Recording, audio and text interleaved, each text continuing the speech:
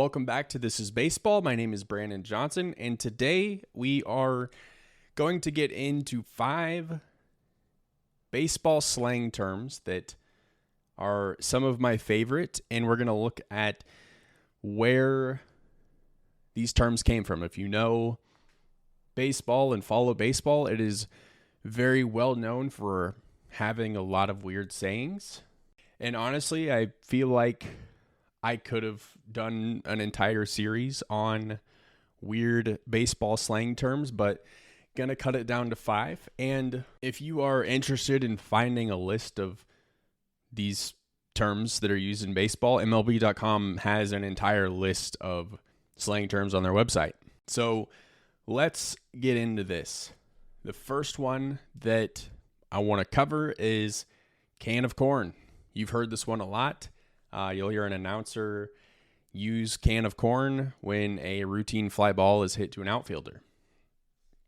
So, literally, can of corn, a fly ball to the outfield that is easy to catch from MLB.com. And I got onto baseballalmanac.com because they have a good list of sayings and definitions and some of the history of where these come from. So, Baseball Almanac says, this phrase has long been assumed to have come from an old-time grocery store where the grocer used a pole or a mechanical grabber to tip an item such as a can of corn off of a high shelf and let it tumble into his hands or apron, which they held out like a fire net. So now you have that information. The next one that is on the list is a saying or a term that you, as a player, don't want to have used on you or for you because it means you had a pretty bad day at the plate. And this one is golden sombrero.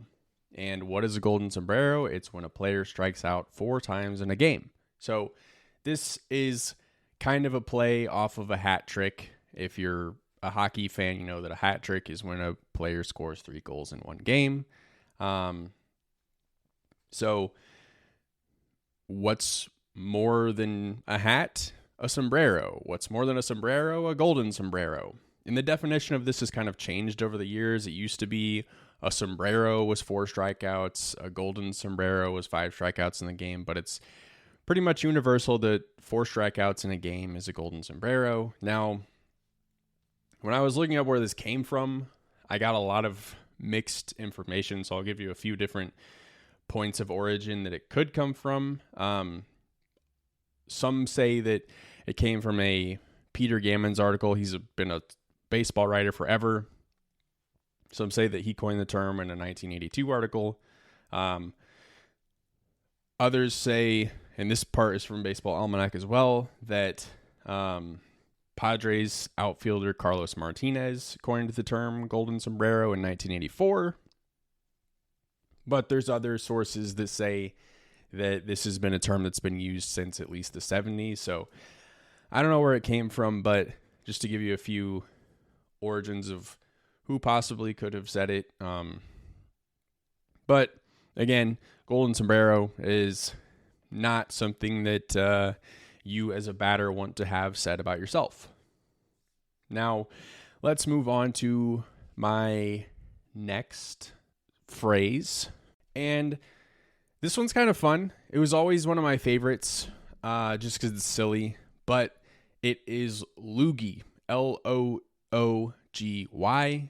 and it's an acronym for lefty one-out guy. So this was used to describe a left-handed pitcher that was a specialist.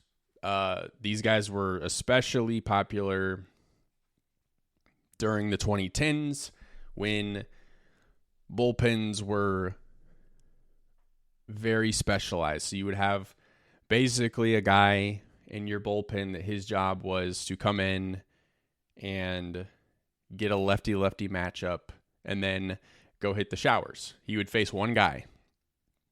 And he could throw one pitch. He could throw 12 pitches. It just depended. All he had to do was pitch to one guy.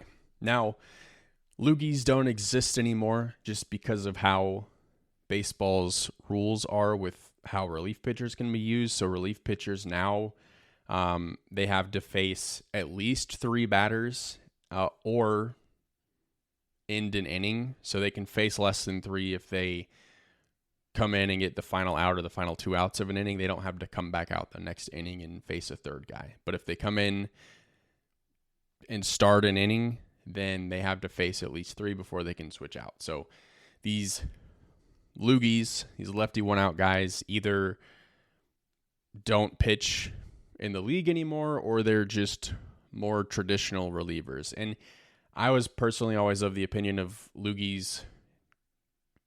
If you're a loogie guy, you probably aren't really worthy of being on a major league roster anyway, because if your job is to come in and get 1 out, I mean, you could make the argument that they're making a major contribution. I would argue that they're wasting a roster spot that could be better used somewhere else. And I think that MLB saw it that way as well. And I think that's part of why the rule has changed. I know pace of play in the back half of baseball games completely slowing down. Pace of play was a major factor in that as well. But let's move on to the next one. Another common term that we hear a lot that you don't necessarily want to have attached to your name, and it is the Mendoza line. What is that? It is when you are batting, when your batting average is around 200. This is named after the former major leaguer Mario Mendoza, who posted a 215 career average. There were 4 times in his career where he finished below 200 for his season batting average. Honestly, how would you like to be the guy that has something named after you in a negative way? That's what he has going on. And where this comes from is, according to Baseball Almanac, this comes from Major League Baseball Hall of Famer George Brett. He was in a slump early in the 1980 season, and he said to reporters, "The first thing that I look for in the Sunday papers is who is below the Mendoza line." Brett eventually mentioned the term to ESPN's Chris Berman, and from there it spread like wildfire, eventually becoming a universally recognized shorthand for batting futility. I think the craziest part of that is, again, it says that George Brett was slumping early in the 1980 season. The 1980 season is the season that George Brett finished with a 390 batting average. Is when he was hitting 400. He was hitting 400 as late as September 19th and finished with that 390 average. So it's crazy to think that he was slumping at all that season when you have an average like that. He was doing Ted Williams numbers. Just goes to show you how great George Brett really was. Now let's look at my final saying for the day. It is Uncle Charlie, which is a curveball. You had players like Dwight Gooden, who had an amazing curveball. He was called Lord Charles. And you had Adam Wainwright, who a lot of people referred to him as Uncle Charlie, but where did Uncle Charlie actually come from? So, from Baseball Almanac again, this term was derived from the name of the Harvard president Charles Eliot, who was opposed to the adoption of the curveball and considered it to be cheating. So, people started calling a curveball Uncle Charlie to take a dig at him, according to Baseball Almanac. A few honorable mentions for me was high cheese, which is a high fastball up and in.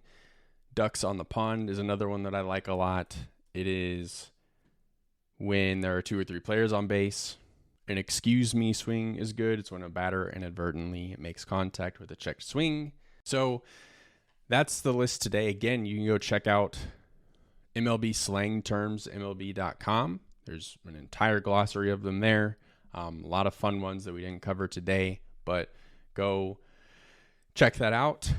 Thank you for listening to the show today. I will see you next time.